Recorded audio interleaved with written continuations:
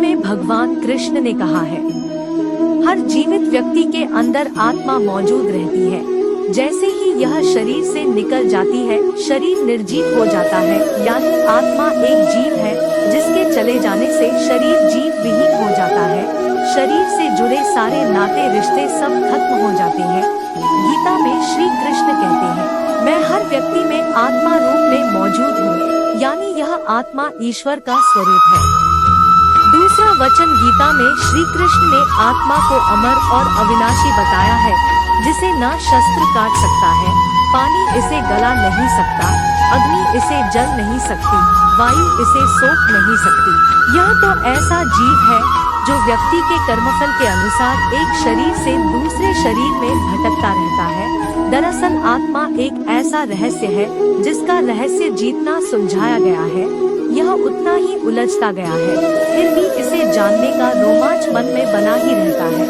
इसलिए यहाँ हम आपको आत्मा के कुछ ऐसे रहस्यों को बता रहे हैं जिसे जानकर आप यकीनन हैरान रह जाएंगे। तीसरा वचन आत्मा का आकार। कठोपनिषद एवं गरुड़ पुराण में बताया गया है कि आत्मा अंगूठे के आकार की होती है। गरुड़ पुराण में तो इस अंगूठे के आकार की जीवात्मा को ही कर्मफल को भोगने वाला बताया गया है। चौथा वचन शरीर में यहाँ स्थित होती है। आत्मा का निवास स्थान हृदय में होता है। इस बात का उल्लेख श्री कृष्ण ने गीता में इस प्रकार किया है, ईश्वर सर्वभूताना हृदयेऽर्जुन तिष्ठति, भ्राम्यन् सर्वभूतानि यंत्रारूढ़ानि माया। पांचवा वचन ये होते हैं आत्मा के काम। आत्मा प्रकाश पुंज है जो सूक्ष्म शरीर के रूप में जीवित व्यक्तियों के अंदर मौजूद रहती है। सूक्ष्म शरीर के आँख, कान, मुख तथा हाथ पैर नहीं होते हैं, फिर भी यह देख सकता है, सुन सकता है, बोल सकता है और स्पर्श कर सकता है। छठवां वचन आत्मा का ऐसा होता है रंग। आत्मा के रंग को लेकर ऋषि मुनियों ने कई शोध किए हैं, जिससे यह अनुमान लगाया गया कि आत्मा का रंग नीला या आसमानी है।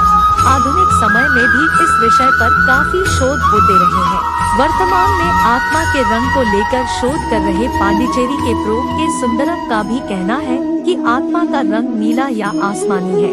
वैसे यह आसमानी रंग को अधिक करीब मानते हैं। सातवां वचन कर्मफल भोगने के लिए शरीर। मृत्यु के समय आत्मा अपने कर्मों को समेटकर अपनी अधूरी इच्छाओं को पूरी करने के लिए अन्य शरीर की खोज में चल देती है और कर्मों के अनुसार ही आत्मा को नया शरीर कर्मफल भोगने के लिए प्राप्त हो जाता है। आठवां वचन यहाँ होता है आत्मा का हिसाब किताब। हिमाचल प्रदेश के चंबा जिले में एक मंदिर है जहाँ आत्माओं का लेखा जोखा रखा जाता है। यह यमराज का मंदिर है।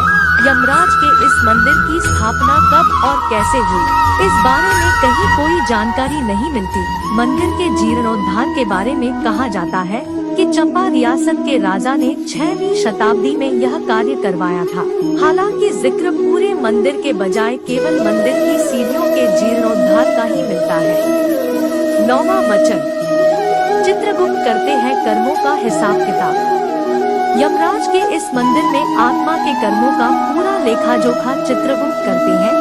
मंदिर परिसर में एक खाली कमरा है। मान्यता है कि यही चित्रगुप्त का कमरा है जहां पर वह मृत व्यक्ति की आत्माओं का हिसाब किताब करते हैं। इसके बाद दूत आत्मा को यमराज के कक्ष में लेकर जाते हैं। 10वां वचन गरुड़ पुराण में बताया गया है। गरुड़ पुराण में भी यमराज के दरबार का जिक्र किया गया है। वह बिल्कुल इस मंदिर परिसर जैसा ही है, जैसा कि उसमें 4 दिशाओं में 4 द्वार के बारे में बताया गया है। मंदिर में भी 4 दिशाओं में 4 द्वार है।